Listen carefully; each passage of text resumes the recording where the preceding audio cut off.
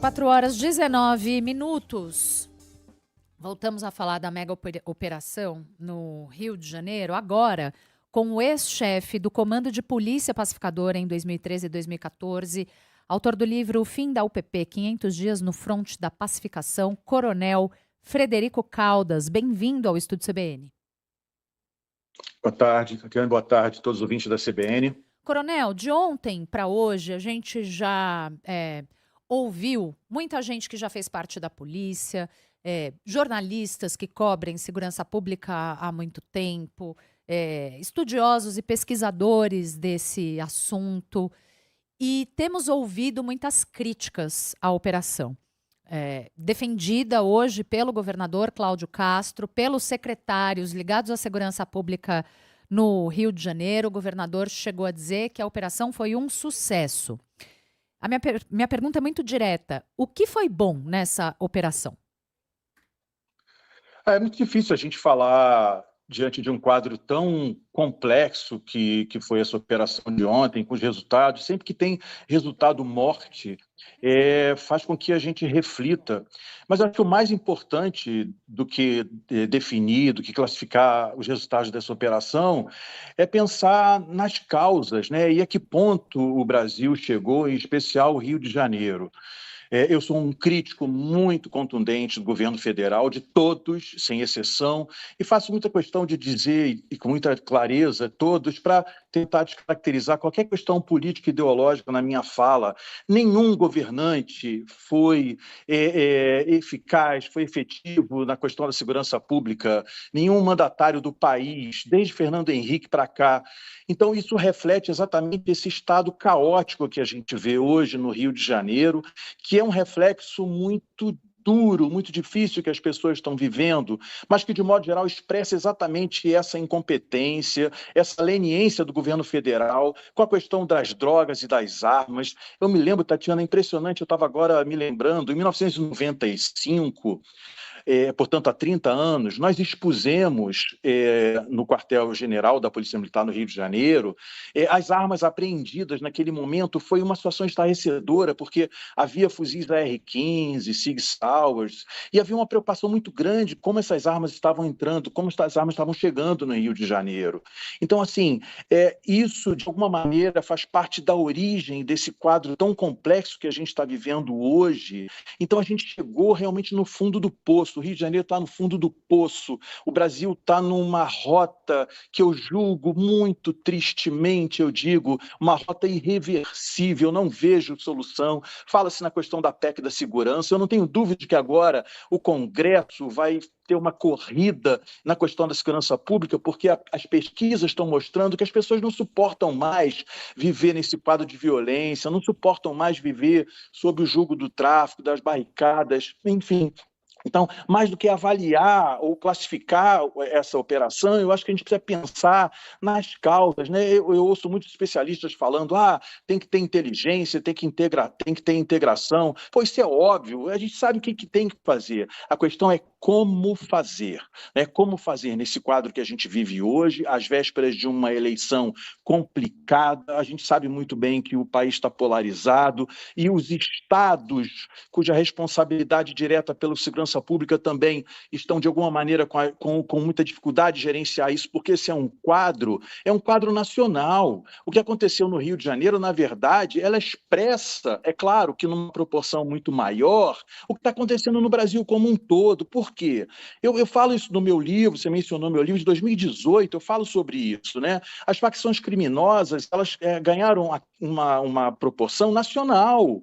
Estão hoje muito mais do que no Brasil inteiro, estão na fronteira, estão na Europa, o PCC está na Europa. Então, assim, eu julgo que realmente a gente precisa, já de tardiamente, repensar esse modelo de polícia, com duas polícias, polícia militar e polícia civil, separadas, sem integração. A gente precisa repensar o sistema de justiça criminal, a justiça, a questão dessas leis lenientes. Eu não tenho a menor pretensão de falar aqui daquela história de que bandido bom é bandido morto. Eu acho isso nojento, asqueroso. Eu acho que a gente de verdade tem que repensar as nossas leis. Há uma inversão de valores no nosso país, em que de verdade valoriza-se o criminoso em detrimento da vítima, né? Essa fala do presidente Lula agora, falando dos traficantes que são vítimas, embora ele tenha se retratado, isso é lamentável, isso só expressa o porquê desses anos todos. A minha fala é dura, porque de verdade eu sinto também a dor das pessoas que estão ali,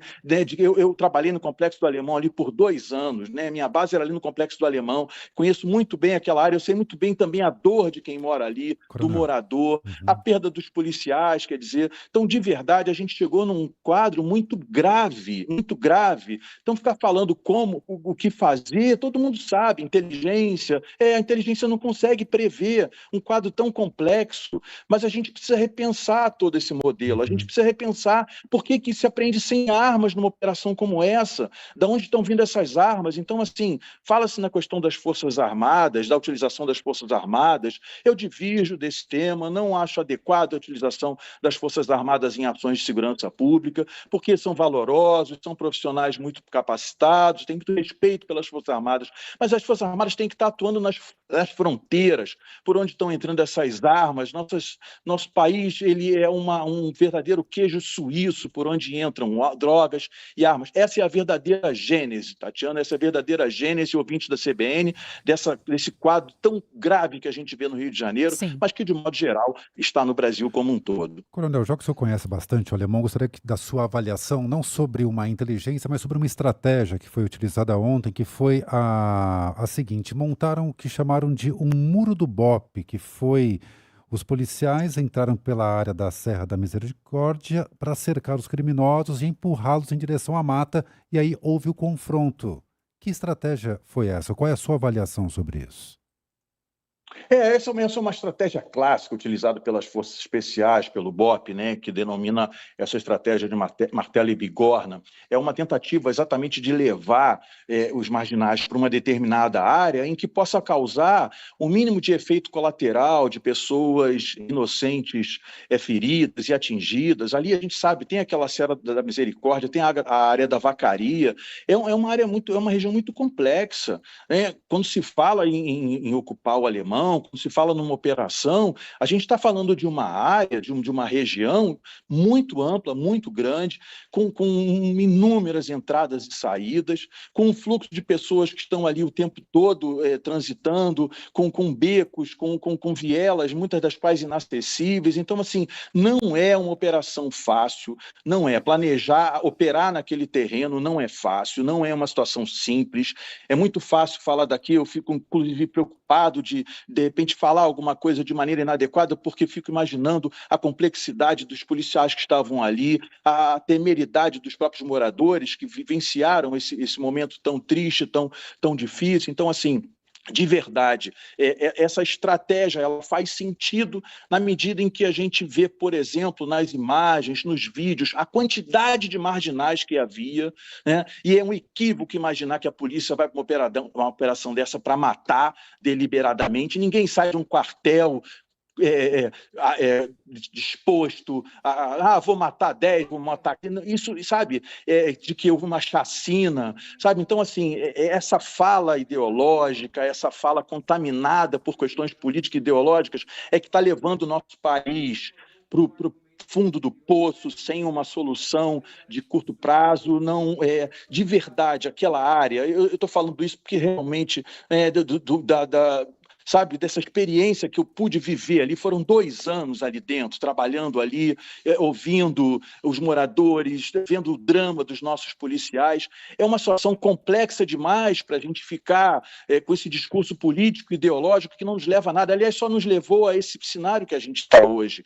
É preciso repensar as nossas leis, é preciso repensar o sistema de justiça criminal, o papel da justiça, né, essa questão dos marginais que são soltos. Aí se fala, mas, poxa, podia ter prendido prendido? Claro que podia ter prendido, mas pode ter certeza que daqui a pouco eles vão estar soltos.